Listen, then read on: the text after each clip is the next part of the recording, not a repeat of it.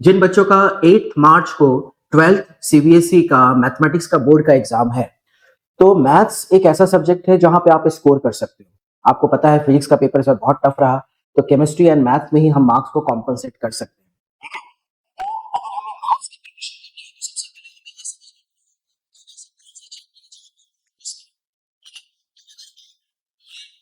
हो कि unit wise and unit के हिसाब से उसके मार्क्स का अगर हम डिस्ट्रीब्यूशन देखें, तो रिलेशन एंड फंक्शन से 8 मार्क्स का क्वेश्चन आता है।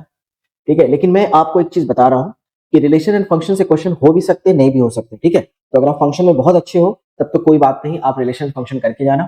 एल्जेब्रा से देखो 10 मार्क्स का क्वेश्चन है, तो एक्चुअली सीबीएसई में पढ़ने का तरीका क्या होता है ना, कि अगर तुम सीबीएसई बोर्ड के लिए प्रिपरेशन कर रहे हो तो तुम्हें ना डिटेल में पढ़ना पड़ेगा, डेप्थ में पढ़ना पड़ेगा, प्रीवियस ईयर के सारे क्वेश्चंस करने पड़ेंगे, एनसीईआरटी के जो भी बैक एक्सरसाइज क्वेश्चन है, एग्जाम्पलर है, उसको करना पड़ेगा। उसके साथ साथ आरडी शर्मा के भी क्वेश्चंस करने पड़ेंगे।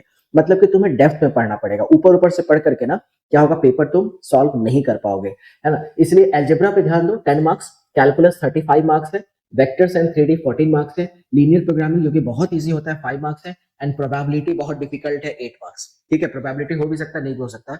तो मैं तो बोलूंगा कि अगर आपकी तैयारी बहुत अच्छी हुई है तब तो आप सारे चैप्टर्स पढ़ लो, नहीं तो कम से कम algebra, calculus, vectors and 3D and LPP इसको आप बहुत अच्छे से कमांड कर सकते हो। चलो, अगर हम देखते हैं unit wise and chapter wise weightage क्या है। जैसे अगर हम रिलेशन एंड फंक्शन की बात करें, तो relation and function, inverse trigonometric function, देखो ये टॉपिक इजी है, ये आपसे हो सकता है।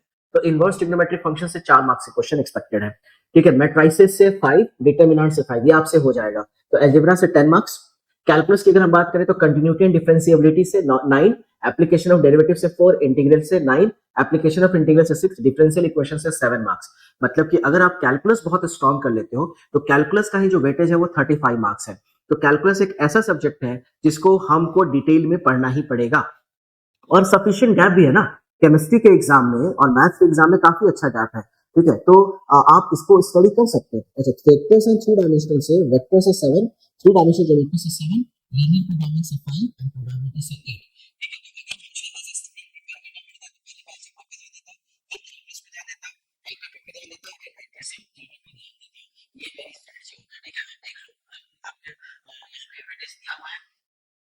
ये जो मार्क्स है वो इंपॉर्टेंट क्यों है? ये एग्जाम में ना एक एटीट्यूड भी मैटर रखता है। मतलब कि कुछ कुछ बच्चों को मैंने देखा है कि जब वो प्रिपरेशन करते हैं तो सिर्फ पासिंग के लिए पढ़ते हैं, सिर्फ पास हो जाए, पास हो जाए, पास हो जाए। अरे पास तो होना ही है, लेकिन उसके साथ साथ आपको स्कोर भी करना पड़ेगा। क्यों? क्योंकि देखो यहाँ पे जेई के लिए जो बच्चे टारगेट कर रहे हैं उनको कम से कम 75% एग्रीगेट लाना पड़ेगा, और पीसीएम में तो 75% रहना कंपलसरी है। अच्छा, दूसरी बात है कि पासिंग मार्क्स भी, क्योंकि टोटल जो रिटन पेपर होता है वो 80 मार्क्स का होता है, तो 33% पासिंग मार्क्स है, मतलब लगभग आपको 27 मार्क्स लाना पड़ेगा मैथ्स के पेपर में। ये भी आपको देखना है कि ऐसा तो नहीं कि बहुत ऊपर हम सोच रहे हैं लेकिन पास ही नहीं हो पाए। तो पहले हमें पासिंग को कंफर्म कर लेना है, पासिंग को कंफर्म करने के बाद फिर हमें परसेंटेज के लिए देखना है कि ऐसा कौन सा चैप्टर कर लें जिससे मेरा परसेंटेज बढ़ जाए, राइज हो जाए। ठीक है, ये इन बातों को ध्यान में रखना है। महाराष्ट्र सीईटी के लिए जो बच्चे सोच रहे हैं उनका 75% क्राइटेरिया नहीं है। हाँ, लेकिन अच्छे कॉलेज में जाने के लिए, क्योंकि मैथ्स का वेटेज बहुत ज्यादा है महाराष्ट्र सीटी में, 50 क्वेश्चन मैथ्स से आने वाले हैं।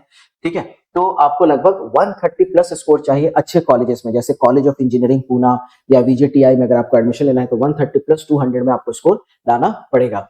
ठीक है, और जेई के लिए तो मैंने आपको बताया कि 75% इज द एलिजिबिलिटी। तो ये मैथ्स का मार्क्स बहुत इंपॉर्टेंट रहेगा, तो आपको बहुत ही ध्यान से, बहुत ही प्लान वे में इसकी प्रिपरेशन करनी पड़ेगी।